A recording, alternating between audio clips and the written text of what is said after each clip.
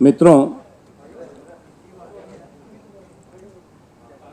5 राज्यों के विधानसभा चुनाव घोषित हो चुके हैं। चुनावी प्रक्रिया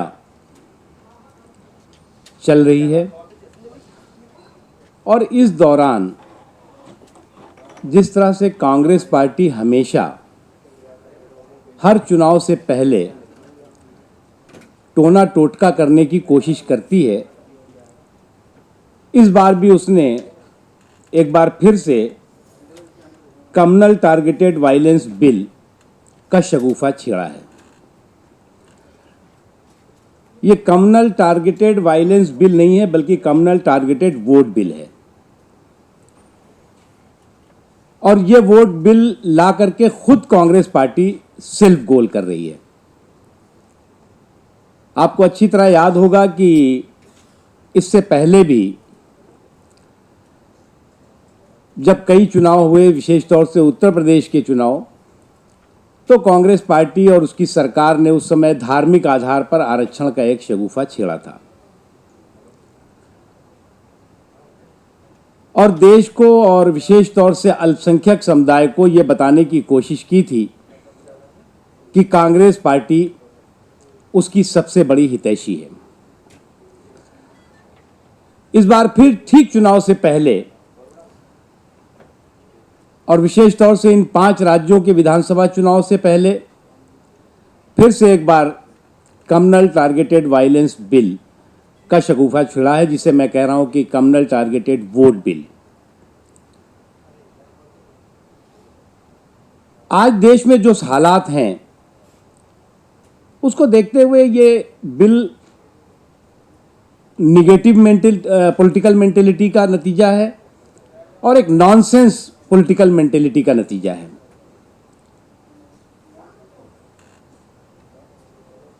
क्योंकि आप दंगों और दंगाइयों की पहचान मजहब के आधार पर और धर्म के आधार पर करेंगे और एक विशेष समुदाय को टारगेट करने के लिए आप संसद में कानून का सहारा लेंगे, तो ये देश को किस हालात में पहुंचाने की कोशिश कर रहे हैं। एक तो देश में जब हम कहते हैं दंगा, तो दंगाई का धर्म मजहब नहीं होता। जब हम कहते हैं आतंकवादी, तो आतंकवादी का धर्म और मजहब नहीं होता।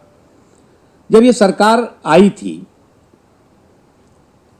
तो इसने इस सरकार का उद्घाटन किया था आतंकवादियों को एक संदेश देकर के कि हम टेररिस्ट फ्रेंडली सरकार हैं, और पोटा हटा दिया था। और जब इसकी विदाई हो रही है तो ये विदाई की संदेश के साथ ये बताना चाहते हैं कि ये दंगाइयों की संरक्षक सरकार थी, क्योंकि ये तो जुमे जुमे 4 दिन की मेहमान है ये सरकार। लेकिन जाते जाते जो देश का माहौल करने की कोशिश हो रही है वो एक बहुत खतरनाक नकारात्मक मानसिकता का नतीजा है। दरअसल कांग्रेस पार्टी एक प्रोफेशनल ट्रेडिशनल वोटों की एक्सप्लाइटर है, और जिस तरह से ये परंपरागत और पेशेवर वोटों की शोषक पार्टी रही है, उसी अपनी हिस्ट्री को वो दोहराने की कोशिश कर रही है। हम जो वर्तमान में so called communal targeted violence bill है, उसका हम जबरदस्त विरोध करते हैं। और ये देश को बांटने, देश में ऐसा माहौल पैदा करने की कोशिश है जिससे धर्म के आधार पर समाज को बांटा जा सके।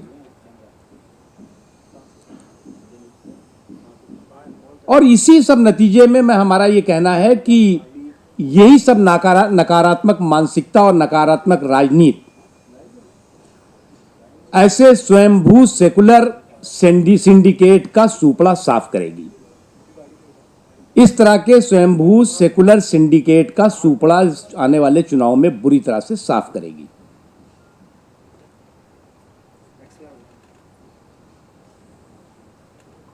मित्रों, इन 5 राज्यों के चुनाव में भारतीय जनता पार्टी के सभी वरिष्ठ लीडर चुनाव में अलग अलग राज्यों में अलग अलग तिथियों पर चुनाव अभियान में हिस्सेदारी करेंगे, भागीदारी करेंगे। आज देश में देश की माटी और मानुष दोनों का मूड कांग्रेस के कुशासन के खात्मे का मूड है और भारतीय जनता पार्टी के सुशासन को स्थापित करने का मूड है। एक तरह से मोदी मूड है और वो साफ दिखाई पड़ रहा है।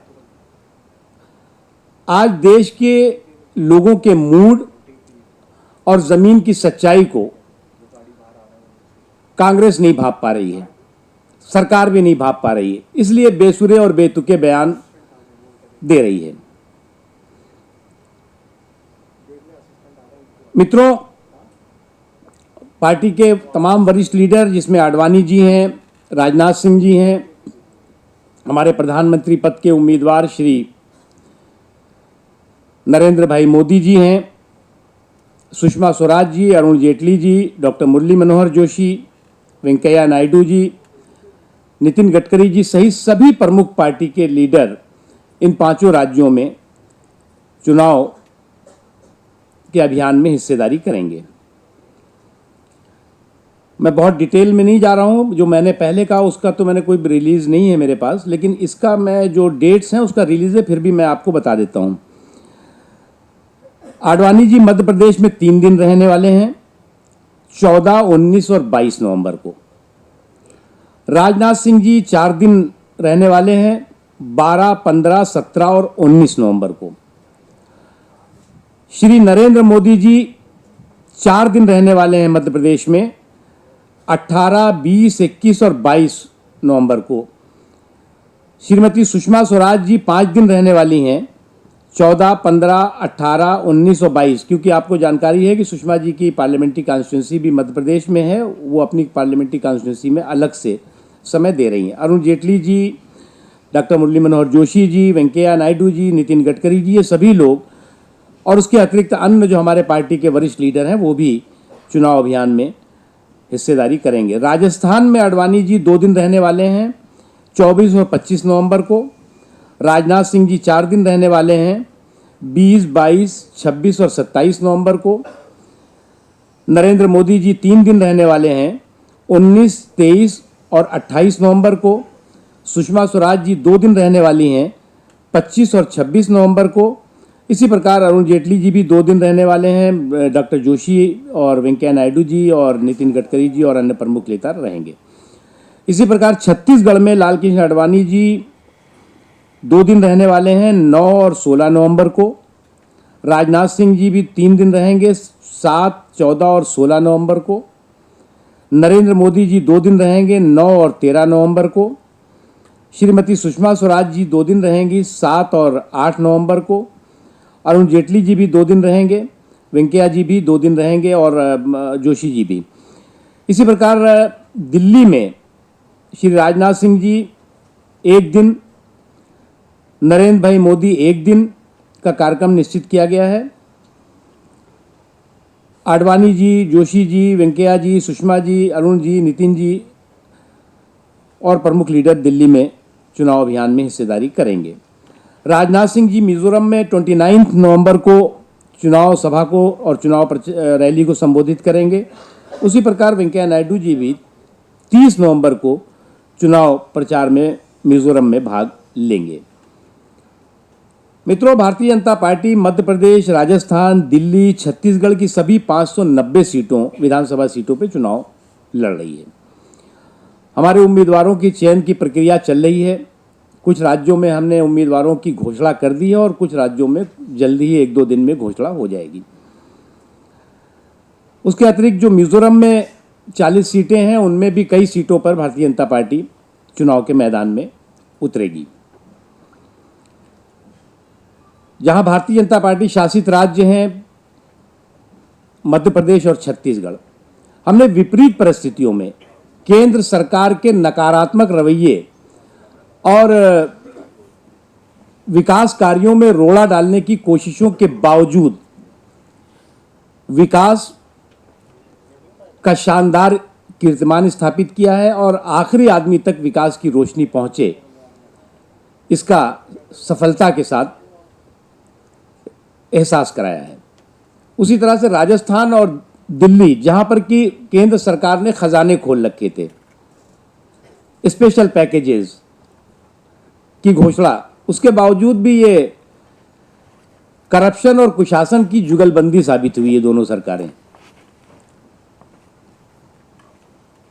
राजस्थान में जो विकास के कार्य वसुंधरा जी के समय में, बीजेपी के समय में हो रहे थे, वो भी रोक दिए गए, और दिल्ली में केवल घोषणाएं और घोटाले, इससे ज़्यादा कुछ नहीं है। मुझे इतना ही कहना है। इसमें आप लोगों को कोई प्रश्न है तो आप बताइए। दिल्ली की रैली का डेट है, आप चाहिए तो नोट कर लीजिए। दिल्ली में राजनाथ जी 29 नवंबर को हैं, नरेंद्र मोदी जी 30 नवंबर को हैं, और अन्य लीडर्स की अभी डेट फाइनल हो रही है। सर, आप कह रहे हैं कि दिल्ली में आप सभी सीटों पे चुनाव लड़ेंगे, लेकिन आपके जो सहयोगी दल है शिरोमणि अकाली दल, वो 17 सीटों की मांग कर रहा है, वैसे में कैसे लड़ पाएंगे? हमारे सहयोगी है ना, तो इसलिए सहयोगियों के साथ हमारे अच्छे संबंध होते हैं, और सहयोगी हमारे लिए मजबूरी नहीं है, हमारे लिए वो एसेट होते हैं। इसलिए हम बात करके उनसे समस्या का जो भी होगा समाधान हो जाएगा।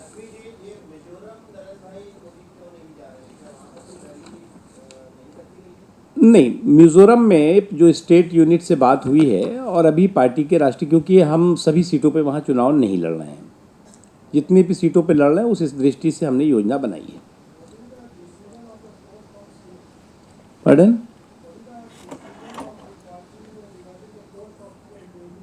Where? देखिए, जहाँ तक सवाल है इसके बारे में, जो यहाँ के प्रभारी हैं नितिन गडकरी जी, वो इस बारे में चर्चा कर रहे हैं, और इसमें किसी तरह का कोई कन्फ्यूज़न नहीं है। जल्द ही आपको जानकारी, जो भी निर्णय होगा उसकी हो जाएगी। पार्टी यूनाइटेड है, एकजुट है, और दिल्ली से कांग्रेस पार्टी के कुशासन को उखाड़ फेंकने के लिए संकल्पबद्ध है।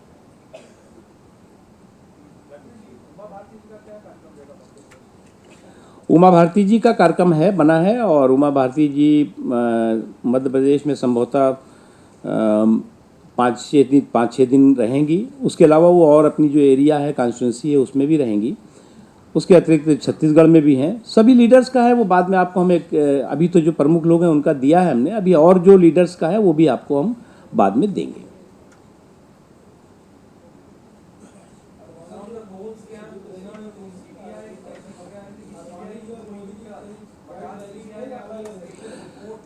कार्यक्रम जो है वो स्टेट यूनिट उसको अंतिम रूप दे रही हैं। स्टेट राज्य की हमारी इकाइयाँ कहाँ पर कार्यक्रम होगा, कहाँ पे रैलियाँ होंगी, संयुक्त होंगी या अलग अलग होंगी, वो सारी योजना वो स्टेट यूनिट्स बना रही हैं। कल हमारे जो केंद्रीय चुनाव प्रबंधन और समन्वय से संबंधित केंद्र है, उसका भी उद्घाटन कार्यालय में, बीजेपी कार्यालय में होगा, और उसके बाद भी हम लोग भी राज्य इकाइयों के साथ बैठेंगे और बैठ करके जो कार्यक्रम हुए उनको उसमें सहयोग करेंगे। Mister Aishwarya Kapoor, sir, fourth scam के अंदर ये कहा जा रहा था कि सीबीआई को टेक अ यू टर्न, लेकिन आज सीबीआई ने अपनी स्टेटस रिपोर्ट जारी की है, जिसके अंदर काफी सारे क्वेश्चन उठे हैं सर, सीएमओ के ऊपर भी और बहुत सारे गवर्नमेंट। देखिए, जो हमारी ये सरकार है, प्रधानमंत्री से तो कोई एक्सपेक्टेशन है नहीं। प्रधानमंत्री के पास पोस्ट है, पावर नहीं, पावर सेंटर कहीं और है। इसलिए जो है वो आज जिस तरह का माहौल जाते जाते भी ये सरकार कर रही है, एक तो निगेटिविटी का माहौल खड़ा हुआ है, पॉलिसी पैरालिसिस है, और जिस तरह से आज कहते थे कभी कि इन्वेस्टमेंट देश में चाहिए, आप सारे लोगों का इन्वेस्टिगेशन कर रहे हैं, तो कौन इन्वेस्टमेंट करेगा? एक चीज़। दूसरी जो सबसे महत्वपूर्ण चीज़ है कि एक प्रधानमंत्री कहते हैं कि जो कुछ भी कोल ब्लॉक आवंटन में एक विशेष केस में जो कुछ भी हुआ वो बिल्कुल ठीक था, सीबीआई कहती है गलत था। ये अपने आप में कन्फ्यूज़न और कंट्राडिक्शन को और बढ़ावा दे रहा है। इसलिए अब क्योंकि प्रधानमंत्री जी ने इसकी शुरुआत कर दी है, इसलिए प्रधानमंत्री जी को पूरे के पूरे कोल ब्लॉक आवंटन के घोटाले के बारे में देश को स्पष्ट करना चाहिए। एक सिलेक्टिव केस के बारे में नहीं, पूरे के पूरे केस के बारे में, क्योंकि प्रधानमंत्री उस समय देश के प्रधानमंत्री कोल विभाग के प्रभारी मंत्री थे। मिस्टर अमिताभ सिन्हा, हाँ आप। सर, शरद यादव जी ने आज प्रेस कॉन्फ्रेंस करी, उन्होंने बोला है कि जो उन्नाव में जो लड़ाई चल रही है इसके ऊपर जो मिनिस्टर है भगवत चरणदास महंत, उनके ऊपर जेडीयू की तरफ से मुकदमा करा जाएगा अंधविश्वास पर। देखिए, अब ये विश्वास अंधविश्वास, इसके लफड़े और पछड़े में पड़ने का कोई अर्थ नहीं है। खुदाई हो रही, देख रहे हैं हम भी कि सोना निकलता है, कितना निकलता है, कितना कुंटल निकलता है। अब ये ज़रूर है कि अभी जो है वो खुदाई चल रही है, लेकिन इस खजाने के खजांचियों की लंबी लाइन लग गई है। दिल्ली कहती है हमारा अधिकार है, उत्तर प्रदेश कहती है हमारा।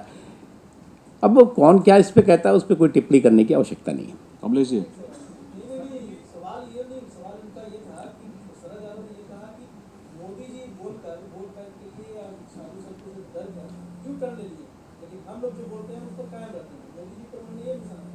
हमें उस पर कोई टिप्पणी नहीं करनी है। कमलेश जी,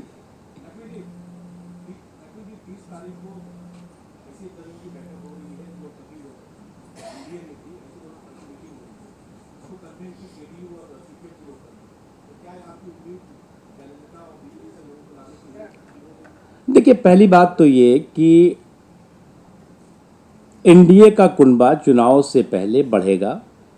कई साथी, कई सहयोगी जुड़ेंगे, कुछ प्री पोल होंगे, कुछ पोस्ट पोल होंगे।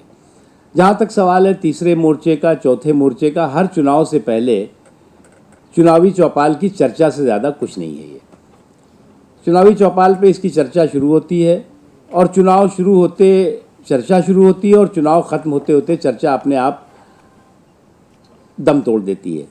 इसलिए हम इसको कोई बहुत ज़्यादा मायने नहीं देते। और इसमें जो लोग भी इसकी कवायद और कोशिश कर रहे हैं, लोकतंत्र में सबको अधिकार है वो तीसरा मोर्चा, चौथा मोर्चा, पांचवा मोर्चा, छठा मोर्चा, जितना मोर्चा बनाए, लेकिन लड़ाई इस देश में भारतीय जनता पार्टी के नेतृत्व वाली एनडीए और कांग्रेस के नेतृत्व वाली यूपीए के बीच में होगी।